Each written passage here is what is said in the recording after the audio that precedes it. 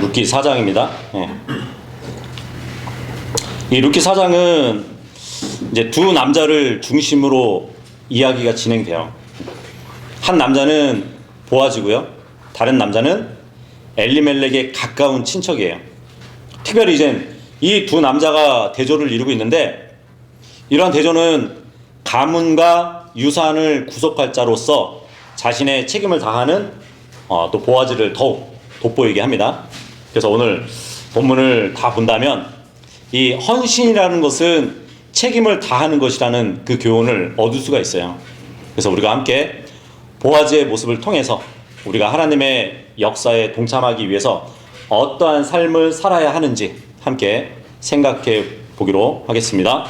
예. 1절하고 2절 읽겠습니다. 시작.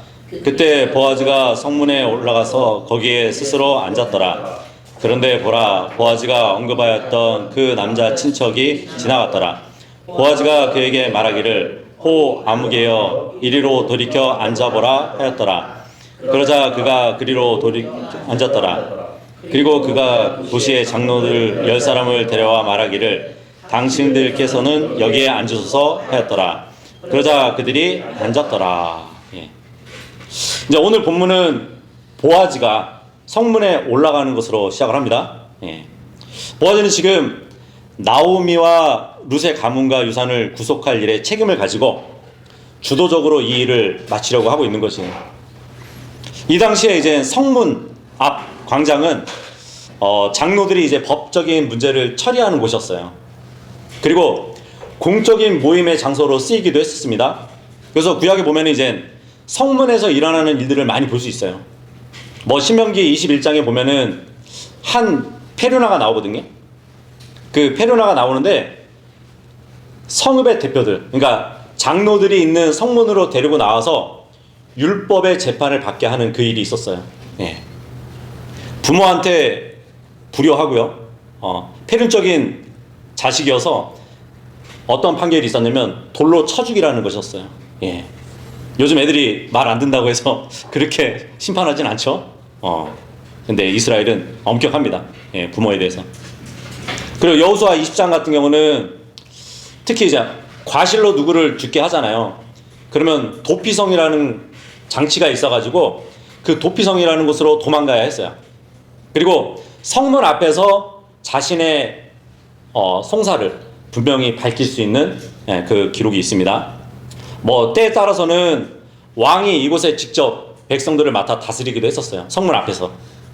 그래서 사무엘하 19장 4절에 보면은 이제 다윗이 자기를 대적했던 반란군들을 진압한 후에 이 압살롬의 죽음으로 인해서 슬퍼하면서도 인심을 수습하기 위해서 성문 안에 앉는 모습을 또 기록해주고 있어요. 그리고 11개 상에 보면은 22장에 이스라엘 왕과 유다 왕 여호사밧이 이제 자기들의 관복을 딱 입고요. 사마리아의 성문 입구에 각자 자기 보좌 위에 앉는 그 장면도 있습니다. 예. 그 역대하 32장에 보면은 히스기야 왕이 도시의 성문 거리에서 전쟁의 대장들을 이렇게 세워가지고 백성을 다스리기도 했었어요. 그래서 이 외에도 성경에 보면은 제사장들과 예언자들도 가끔 이 성문 앞에서 가르치고 훈계하고 예언하기도 했었습니다. 그래서 이 장로와 함께 성문에 앉아 있는 것은 굉장히 큰 명예로 여겨졌었단 말이에요. 그래서 이 도성의 강력한 자만이 성문에 있는 의자에 앉을 수 있었습니다. 그래서 지금 보아즈가 성문에 올라갔다는 이 사실은 그 성의 장로들에게 율법상의 판결을 받기 위함이라고 볼 수 있겠죠. 그래서 보아즈는 1절에서 말씀하시는 것처럼 성문에 올라가서 앉았습니다. 예. 여기서 또 올라갔다는 표현을 보면은 이 베들레헴이 유대 중앙 산맥 동쪽으로 이렇게 뻗은 좁은 산등성이 있었거든요. 그렇기 때문에 도성의 문에 도착하기 위해서는 보아즈는 그가 머물던 그 밭에서 산비탈 그 위쪽으로 올라갔다는 것으로 또 볼 수 있습니다. 그래서 이제 성벽의 유일한 출입구인 성문에 올라가자 더 가까운 친척이 마침 보아즈의 앞을 지나가는 것을 보게 돼요. 그래서 룻기에서 이제 우연을 가장한 하나님의 인도하심을 우리가 봤잖아요. 그죠? 룻과 보아즈의 만남이 우연으로 이렇게 우리에게 비춰졌지만 결국 하나님의 인도하심이라는 것을 보게 됐단 말이에요. 마찬가지로 여기서도 우연을 가장한 하나님의 인도하심이 또 이렇게 나타나는 것이에요. 이제 보아즈는 그 가까운 친척을 공적인 자리에 불러가지고 앉힙니다. 예. 근데 재밌는 것은 지금 보아즈가 그를 부를 때 아무개요 하고 부르잖아요. 근데 우리가 서론을 공부할 때 이름이라고 내가 잘못 소개를 했었어요. 룻기 개요책을 이렇게 보다 보니까 뭐 등장인물을 소개하면서 이름 보아즈, 이름 나오미, 이름 룻, 이름 오르페 이렇게 하면서 이름 아무개 이렇게 써있길래 저는 이제 이게 이름인 줄 알고 그렇게 잘못 인용을 했었습니다. 예. 아무개 아시죠? 누구를 그냥 지칭하는 그 표현이잖아요. 근데 지금 룻기는 이 사람의 이름을 기록하지 않는다는 얘기예요. 그죠? 그냥 아무개로 말을 하고 있다는 얘기예요. 무명의 이름으로 남겨뒀다는 것이잖아요. 그리고 보아즈는 이제 장로들 10명을 초청을 합니다. 이 10명이라는 수는 민사 사건을 다루는데 필요한 배심원의 수였다고 또 볼 수 있겠죠. 그래서 보아즈가 직접 장로들을 선택했지만 먼저 나오미에게 더 가까운 친척을 불러가지고 이 일을 의논했다는 것이에요. 이렇게 보면 이제 진행된 절차는 매우 민주적이었다고 또 볼 수 있겠죠. 그죠? 그래서 일의 내용은 분명해졌고요. 결정은 모세의 율법에 기초해가지고 지체 없이 이루어진 것이에요. 근데 베들레헴의 지도자적인 그 인물로 인정을 받는 대표자들이 증인으로 지금 나왔어요. 그리고 그 판결을 확인했습니다. 이렇게 보아즈는 이제 가문의 유산을 구속하는 것에 대한 법적인 절차를 지금 시행하고 있는 것이에요. 그리고 나오미와 더 가까운 친척에게 자신의 안건을 또 이어서 말을 하게 됩니다. 3절, 4절 읽겠습니다. 시작. 그러고 나서 그가 그 남자 친척에게 이같이 말하였더라. 모압 지방에서 돌아온 나오미가 우리의 형제 엘리멜렉에게 속한 토지 한 필을 하는도다. 그런즉 내가 그대에게 이같이 말하여 공시하기로 생각하였도다. 거주자들 앞과 나의 백성의 장로들 앞에서 그것을 구입하라. 만일 그대가 그것을 구속할 의향이 있다면 그것을 구속하라. 그러나 만일 그대가 그것을 구속할 의향이 없다면 그때는 내가 알 수 있도록 나에게 알리라. 이는 그대 외에는 그것을 구속할 리가 아무도 없기 때문이라. 나는 그대 다음이라. 그러자 그가 말하기를 내가 그것을 구속하겠노라 하였더라. 쉽게 말하면 이 보아즈가 이 아무개를 향해서 그대가 나오미의 가문을 구속하는 일에 제1순위라고. 근데 많이 원하지 않으면 내가 2순위라고. 그래서 내가 그 일을 하겠다고 하는 거거든요. 그러니까 지금 보아즈는 친척으로서 땅을 살 수 있는 권리를 확인하고 있는데 우선적으로 권리가 있는 아무개에게 묻는 거란 말이에요. 예. 구속발자로서 그 책임을 질 것인가 아닐 것인가 질문을 한 것이에요. 그래서 이 엘리멜렉의 가문에 더 가까운 친척이 만약에 거절을 하면 보아즈에게 기회가 넘어오게 됩니다.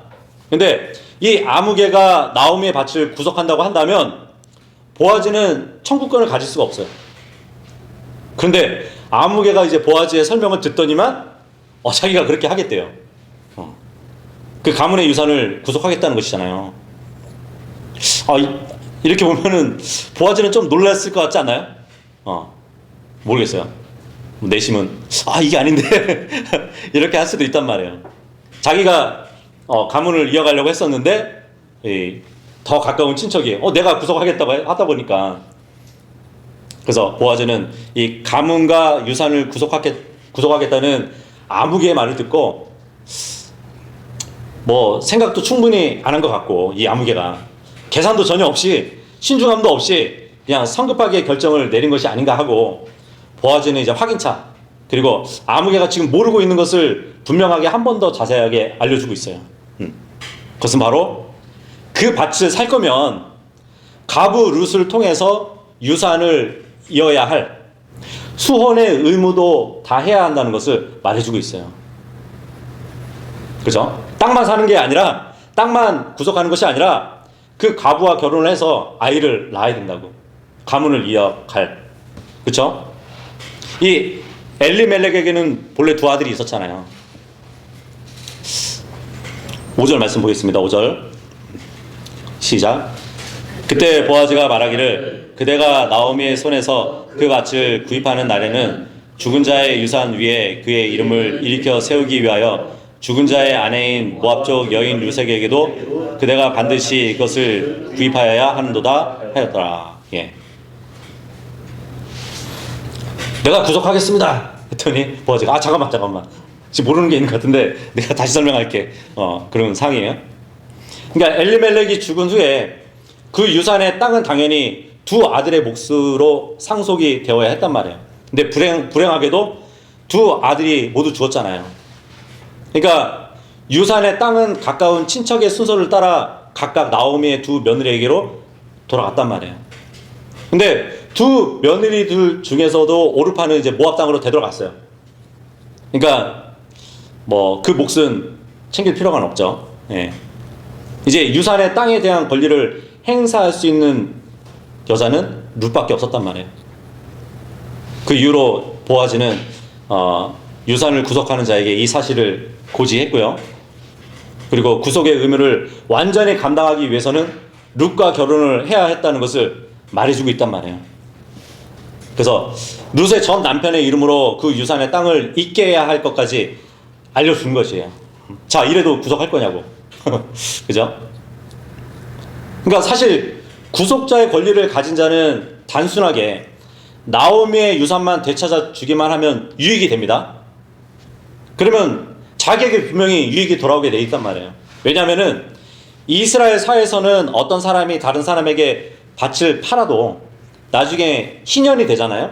그러니까 7년에 7번 돌잖아요. 그럼 49년이 되죠. 49년이 되면 다시 도로 찾을 수 있었어요. 그래서 어떤 사람이 상속자가 없는 친척의 밭을 사게 되면 그 밭을 산 자에게 영원히 속하게 되어가지고 그 밭을 구입한 자는 자기의 유산으로 완전히 확정시킬 수 있었기 때문이에요. 그래서 지금 아무개는 처음에는 선뜻 내가 구속하겠다고 했던 거예요. 네. 그러다가 이제 5절에서 보아즈의 설명을 듣고 난 다음에 마음을 바꾸게 된 것이에요. 왜냐하면 이 구속자의 권리를 가진 사람은 룻과 결혼을 하게 되어가지고 아들을 낳게 되잖아요. 그러면 자기가 값을 치르고 되찾은 밭이라고 해도 그 밭이 룻을 통해서 낳은 아들에게 상속되어지게 될 뿐이거든요. 그래서 결국은 이제 본문은 구속자가 되기 위해서는 밭을 사야 되는데 밭을 살 경우에는 룻과 결혼해서 엘리멜렉의 가문의 아들을 낳아야 할 책임도 있다는 것이란 말이에요. 죽은 사람의 대를 이어가지고 그 밭의 상속자가 될 자를 자신이 세워야 하는 것은 정말 아무개의 입장에서는 좀 허를 찌르는 그러한 조건으로 봤단 말이에요. 자신이 밭을 살려고 했는데 밭을 살 경우에는 과부가 된 모압 여인 룻까지 맡아야 하는 그런 문제가 있었단 말이죠.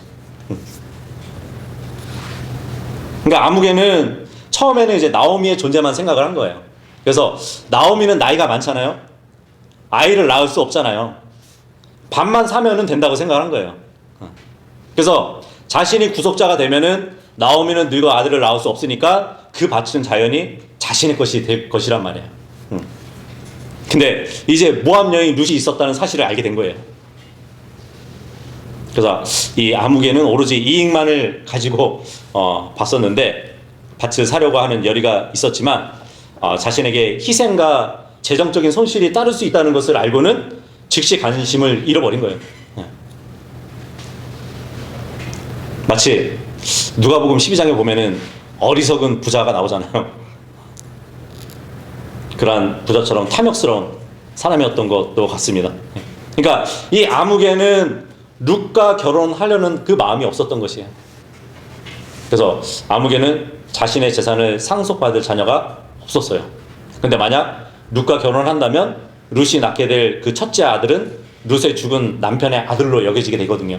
그렇게 될 때 아무개가 나오미에게 산 그 밭과 더불어 가지고 자기 재산까지 룻의 아들에게 넘겨지고 말 것이란 말이에요. 그래서 아무개는 생각을 합니다. 그리고 나서 대답을 해요. 6절 읽겠습니다. 시작. 그러자 그 남자 친척이 말하기를 나는 나 자신을 위하여 그것을 구속할 수가 없으니 내가 내 소유의 유산을 훼손하지 않으려 함이라. 그대가 나의 권리를 그대에게로 구속하라. 이는 내가 그것을 구속할 수 없기 때문이라. 예. 지금 아무개의 대답은 분명하죠. 못하겠다는 거예요. 예. 두 번이나 자신은 구속할 수 없다고 말을 하고 있어요. 예. 그러니까 자신이 할 수 없다는 것을 지금 굉장히 강조하고 있는 거예요. 처음에는 하겠다고 하다가 지금은 싫다고 꽁무니를 빼는 것이거든요. 예. 뭐 어떤 분은 이 아무개가 룻과 결혼할 수 없었던 이유가 단순히 싫어서가 아니라 이미 한 유대 여인과 결혼한 상태이기 때문에 합법적으로 거부한 것으로 이렇게 볼 수 있다고 주장하시는 분이 있어요. 뭐 그럴 수도 있겠죠. 근데 문맥을 보면 알듯이 뭐 예를 들어 사람들에게는 모두 이름이 있잖아요. 그죠? 예. 뭐 우리나라의 족보에 들지 않는 사람도 상능 집안이라고 하긴 하지만 그들에게도 부르기 쉬운 이름들이 있었단 말이에요. 뭐 개똥이나 그죠? 소똥이나. 그러니까 이름이 없는 사람은 없었어요. 예. 지금 본문에 등장한 이 아무개는 이름이 아니란 말이에요. 생각해 보세요. 정말 보아지가 그 친척을 향해서 어이 아무개요 이렇게 불렀을까요? 그렇게 부르지 않았을 거예요. 근데 성경은 그 사람의 이름을 밝히지 않는 것이에요. 기록하지 않았던 것이에요. 이름을 밝힐 만한 가치가 없을 때 익명으로 처리한다는 사실을 우리는 누가복음 16장에 가서 알 수 있잖아요. 지옥으로 간 그 부자라는 인물이 나오는데 그 사람에 대해서 이름이 안 나오잖아요. 그죠? 예. 그래서 본문에 아무개라고 이렇게 칭하는 이유는 그의 이름을 남길 가치가 없기 때문이에요. 그래서 그 아무개의 행위로 인해서 성령은 그의 이름을 지워버린 거예요. 성경에서. 그래서 지금 본문에 보니까 이게 핑계잖아요. 나는 나 자신을 위해서 그것을 구속할 수 없다고. 내 소유의 유산을 훼손하면서까지 그렇게 하진 않겠다고. 그죠? 네. 이렇게 아무개는 처음에는 구속하겠다고 해놓고 곧바로 취소했습니다. 그가 거절한 이유는 재정적인 손해 때문이에요. 내 유산에 손해가 있을까 해서 나를 위해서는 못하겠다고. 그러니까 유산을 구속하다가는 내 재산만 충날 것 같다고. 그래서 안 하겠다는 것이에요. 그래서 하나님의 위대한 역사에서 그냥 이름 없이 사라지게 된 것이에요. 근데 이 아무개와 비슷한 생각을 가졌던 인물이 오난이잖아요. 자기 형수에게 들어가가지고 죽은 형의 가문을 이을 아들을 세워줘야 하는데 그 자손이 자기의 것이 되지 않을 줄 알고 씨를 주지 않아가지고 하나님의 진노를 사서 죽임을 당했잖아요. 그죠? 그렇다면 이 아무개는 정말 이름만 지어지고 목숨은 그대로 붙어 있었다는 것만 해도 주님의 은혜라고 볼 수 있을 것 같아요. 7절하고 8절 시작.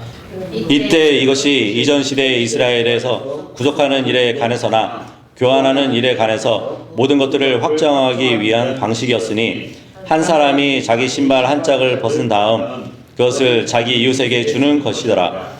그런즉 이것이 이스라엘의 하나의 간증이 되었더라. 그러므로 그 남자 친척이 보아즈에게 말하기를 그대를 위하여 그것을 사라 하였더라. 그렇게 하여 그가 자기 신발 한 짝을 벗었더라. 예. 지금 아무개는 당시의 관습에 따라서 신을 벗었어요. 그리고 다른 구속자에게 권리를 넘겨주는 그 법적인 절차를 하고 있는 것이에요. 만약 이 아무개 앞에 룻이 서 있었다면 구속하겠다고 했다가 취소하는 그 과정에서 율법에 따르면 룻은 장로들 앞에서 그 아무개의 신을 벗기고요. 그의 얼굴에 침을 뱉을 수 있는 수치를 줄 수 있었을 겁니다. 예. 근데 다행히 룻이 그 자리에 없었어요. 어쩌면 뭐 룻이 이방 모압의 여자였잖아요. 그렇기 때문에 이스라엘 안에서는 일정한 지위를 가질 수 없어가지고 아마 그 자리에 서지 못했을 수도 있습니다. 예. 이 룻이 나오미의 아들 말론과 결혼을 한 것은 이스라엘 땅에서가 아니고 모압 땅이었잖아요. 그죠? 그래서 지금 룻이 이스라엘 땅에서 유대인과 결혼할 때까지는 지금 에베소서 2장 12절의 말씀처럼 우리 이방인이 그랬잖아요. 이스라엘 국가에 속하지 않았던 외지인이었다고. 약속의 언약들과 상관없는 타국인들이었다고 이렇게 말씀하셨던 것처럼 그렇게 간주될 수밖에 없었어요. 룻은. 어쨌든 말씀을 보니까 아무개는 자신의 신발 한 짝을 보아즈에게 넘겼습니다. 자, 이 모습을 보면 나오미가 룻에게 지시했던 말 기억나시나요? 타작 마당에 가서 보아즈의 발치에 누우라고 했었잖아요. 신을 신었던 그 발에 누웠던 것은 구속자의 권리를 행하기를 바라는 마음에 대한 행동이었다고 보여지겠죠. 근데 구속자를 보이는 이 성문 현장에 룻이 없었던 일을 보면 우리는 또 영적인 그림을 볼 수 있는 것 같아요.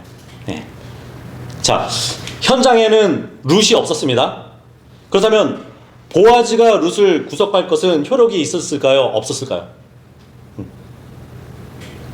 룻이 그 현장에만 있어야 보아즈가 룻을 구속할 효력을 갖는 것이 아니에요. 이것은 우리에게 매우 중요한 사실을 말해주거든요. 예수님께서 우리의 죄값을 지불하기 위해서 2000년 전에 갈보리 언덕의 십자가에서 피를 흘리셨어요. 그죠? 근데 우리 중에 누가 그곳에 있었나요? 없었어요. 예수님은 시간이나 장소에 구애받지 않으시고 누구라도 자신을 믿는 자들은 구속해 주시는 분이에요. 십자가의 현장에서 지켜본 자들만 구속해 주는 것이 아니란 말이에요. 그래서 구속을 받을 룻이 없었어도 10명의 장로들과 여러 증인들 앞에서 그녀를 구속한다는 보아즈의 선언이 있었단 말이에요. 그래서 룻은 다른 증인들의 말을 들었을 것이고 그 사실을 받아들였을 겁니다. 예수님의 십자가 사건 때에도 그분을 지켜봤던 증인들이 있었어요. 그분의 죽으심뿐만 아니라 부활을 목격한 증인들도 있었잖아요. 그래서 그 모든 기록을 증거하는 하나님의 말씀이 또 있어요. 그래서 2000년 전에 우리가 거기에 없었어도 지금 성경의 기록으로 예수 그리스도께서 우리를 구속해 주셨음을 알고 듣고 믿고 구원을 받는 것이에요. 그리고 이제는 우리가 그분의 증인이 되어야 하는 것이죠. 자, 보아즈는 이제 룻에게 약속한 대로 장로들과 온 마을 사람들 앞에서 자신이 룻과 나오미의 구속자가 되겠다고 선언을 합니다. 9절하고 10절 시작. 그러자 보아즈가 장로들과 모든 백성들에게 이같이 말하였더라. 나는 엘리멜렉에 속한 모든 것과 킬레원의 것과 말론의 것을 모두 나오미의 손에서 구입하였으니 그대들은 이날의 증인들이라. 이뿐만 아니라 내가 말론의 아내인 모압족 여인 룻을 값을 치르고 얻어 나의 아내가 되도록 하였으니 죽은 자의 유산 위에 그의 이름을 일으켜 세워 죽은 자의 이름이 그의 형제들 가운데서와 그의 처소의 대문에서 끊어지지 않게 하려 것이라. 그대들은 이날의 증인들이라. 이제 보아즈는 두 여인을 위해서 가문과 유산을 구속하겠다고 합니다. 그동안 어려움에 처했던 이 두 여인과 그 가문을 위해서 자신이 값을 지불하고 헌신할 거라고 말을 하고 있는 것이에요. 여러 증인들 앞에서 자신의 책임을 다하겠다고 선언을 하고 있는 것이에요. 모든 문제가 해결됐죠. 하나님께서 준비하신 이 친절한 사람 보아즈는 룻의 남편이 되어서 그녀의 모든 것을 책임질 것이에요. 이제 룻은 더 이상 이삭을 줍는 일을 하기 위해서 돌아다닐 필요가 없어요. 더 이상 먹을 것을 염려하지 않아도 돼요. 왜냐하면 그녀의 구속자 보아즈를 통해서 그 유산을 얻게 되었기 때문이에요. 그래서 룻에게 있어서 보아즈의 이 선언이 얼마나 기쁜 소식일까요? 그죠? 집에서 가슴 졸이면서 기다리고 있었잖아요. 그래서 룻에게 이 선언은 말 그대로 복음이에요. 복된 소식이었어요. 10절에 다시 보시면 내가 말론의 아들인 모압족 여인 룻을 값을 치르고 얻어서 나의 아내가 되도록 하였으니 그러잖아요. 이 말이 인신매매의 의미가 아닙니다. 이 당시에 유산을 값을 치르고 다시 찾기 위해서는 돈을 주고 샀을 뿐만 아니라 그 치른 값에 따라서 가문을 잇는 계대 결혼까지 이행을 해야 했단 말이에요. 그러니까 그 안에 들어간다는 얘기예요.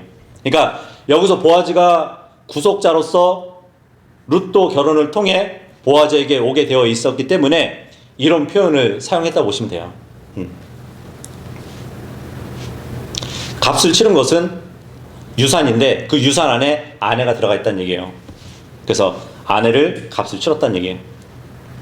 이렇게 이제 보아즈는 룻이 모압 여자라는 사실이 그의 뭐 결정에 영향을 주지는 않았을 것이에요.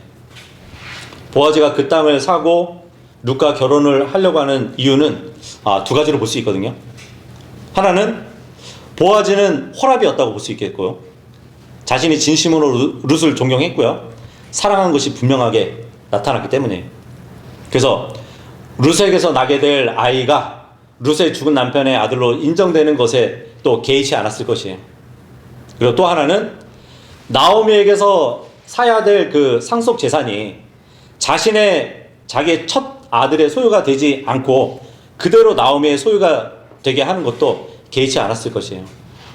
그래서 이렇게 보아즈는 가문을 이어주고 유산을 되찾아 줄 자였습니다. 그리고 특히 이 보아즈는 이방 여인 룻에 대해서 편견에 사로잡혀 있지 않았다고 볼 수 있어요. 왠지 아세요?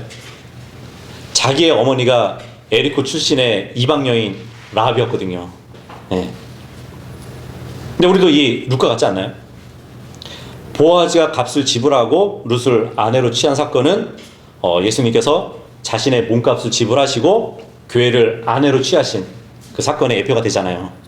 그러니까 여기서 보아즈는 자기의 생명을 내어놓고 나 같은 죄인을 구속하신, 나를 구속하신 예수님을 생각나게 합니다. 모든 죄인은 전당포에 저당이 잡힌 신세예요. 예수 그리스도께서 그분의 보배로운 피를 몸값으로 지불하셨던 것이에요. 그것도 할부 형태가 아니라 한 번에 완전히 일시불로 지불하셨어요. 그리고 죄인들을 찾아오셨습니다. 예수님이 죄인들을 대신하셔가지고 그 율법에 따른 하나님의 요구, 그러니까 죄의 대가는 사망이라는 그 율법을 충족시켜주기 위해서, 하나님의 공의를 만족시키기 위해서 십자가 위에서 흘리신 그 피값으로 거룩하신 하나님께 지불한 것이에요. 그리고 그 거래가 완성되었다는 것을 보여주시기 위해서 예수님은 십자가 위에서 마지막으로 다 이루었다 이렇게 외치신 것이에요. 구속의 마침표를 딱 찍은 거란 말이에요. 정말 비참한 상태에 있던 우리들을 회복시키고요, 우리의 유산이 되신 예수님, 그죠? 그 예수님이 십자가에서 다 이루셨다 하신 그 선언이 우리에게 복음이잖아요, 그죠?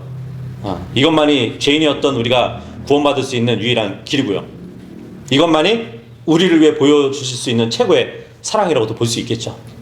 또 이것만이 하나님의 공의가 완벽하게 충족될 수 있는 유일무이한 방법이었어요. 소망이 없던 가부같이 정말 우리의 신랑이 되신 분,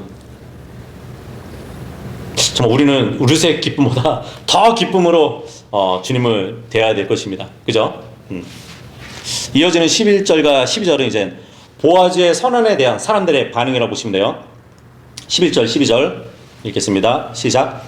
그러자 성문 안에 있던 모든 백성과 장로들이 말하기를 우리가 증인들이라. 주께서 너의 집으로 들어간 그 여자를 라헬같이 또 레아같이 만드시기를 바라노라. 그 둘은 이스라엘 집을 세웠도다. 그러즉 너는 에프라타에서 훌륭하게 행하여 베들레헴에서 유명하게 되라. 그리고 이 젊은 여자로부터 주께서 너에게 주실 씨를 통해 너의 집은 타말이 유다에게서 낳아준 하레 집의 집과 같이 될지어다. 예. 근데 이 내용을 보면은 세 가지로 이제 보아즈를 축복을 합니다. 첫 번째는 하나님이 그의 집에 들어가는 여인을 라헬과 레아와 같이 되기를 구한대요. 그러니까 보아즈가 룻을 통해서 많은 자손을 갖게 되기를 축복하고 있는 것이에요. 그 두 번째는 하나님이 보아즈를 막강하고 유명하게 하시기를 빌고 있어요. 잠언서 31장 23절에 보면은 그런 말씀이 있거든요. 현숙한 여인으로 인해서 자기 남편이 그 지역 장로들 가운데 앉게 된대요.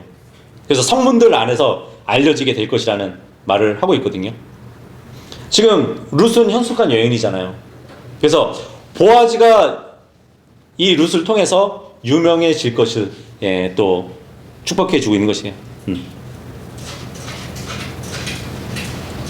정말 보아즈는 이제 유명해질 것인데 온갖 손해를 감수하고 구속자의 책임을 다하는 이 보아즈가 하나님의 복을 받아가지고 그 이름이 알려지게 될 것이란 말이에요. 그래서 뭐 그가 한 아름다운 일이 알려지면 그를 닮으려는 노력을 또 사람들이 할 것이고, 그렇게 되면 세상은 더 많은 친절로 채워질 것입니다. 그리고 세 번째는 보아즈의 집안이 파레즈의 집안과 같이 되기를 축복한대요. 그러니까 룻과 보아즈의 결혼을 유다와 타말의 연합과 비교를 하고 있어요. 룻과 타말, 두 사람은 다 자녀 없이 과부가 되었잖아요. 가문이 끊어질 수 있는 위기를 극복한 인물이란 말이에요. 그것처럼 보아즈와 룻은 사람들의 인정과 또 축복을 받으면서 새롭게 시작하는 그 내용을 보여주고 있는 것이에요. 결국 이 둘은 이제 이 둘을 통해서 다윗의 집이 세워지고요.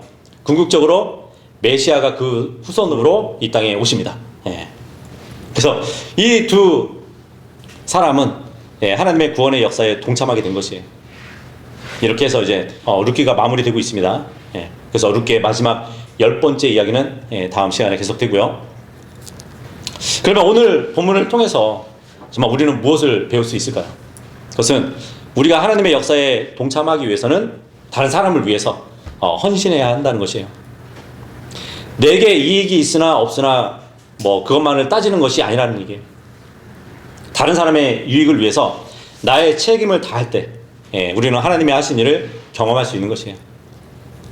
영원히 남는 하나님의 역사에 동참할 수 있는 것이에요. 오늘 본문에 나온 두 사람의 차이를 한번 생각해 보세요. 한 사람은 자기의 이익을 우선적으로 생각했습니다. 그 말을 듣고는 구속자의 의무를 얘기 들었을 때 내게 유익이 있을까? 없을까? 그것을 생각했단 말이에요. 그리고 자기 재산에 손해가 생길 것을 알고 그 책임을 회피했어요. 그래서 이 아무개는 자신이 가난한 친척에 대한 동정심이나 연민도 없었고요. 구속자로서의 책임감도 없었던 것이에요. 그냥 머리만 굴려가지고 계산을 했던 것이에요. 마이너스 결과가 나온다는 것을 알았어요. 그래서 거기서 발을 뺀 거예요. 하지만 보아즈는 그 반대였단 말이에요.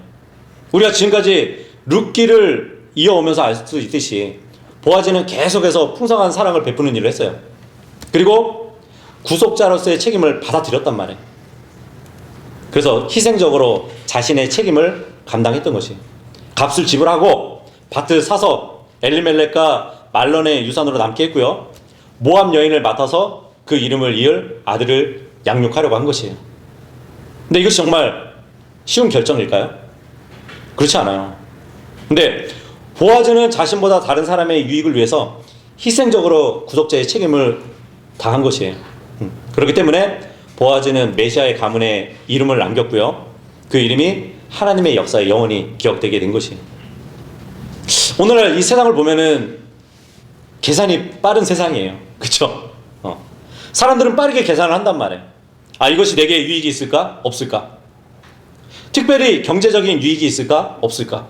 그것을 많이 생각한단 말이에요. 그리고 그 관점으로 뭔가를 결정해요. 사람을 만날 때도 저 사람이 내게 도움이 될까? 안 될까? 그래서 내게 유익이 되는 사람이면 가까이 하고 그렇지 않으면 멀리 해요. 이것이 오늘날 사람들이 사는 방식이란 말이에요. 근데 우리는 어떤가요? 우리도 종종 그렇게 하지 않나요?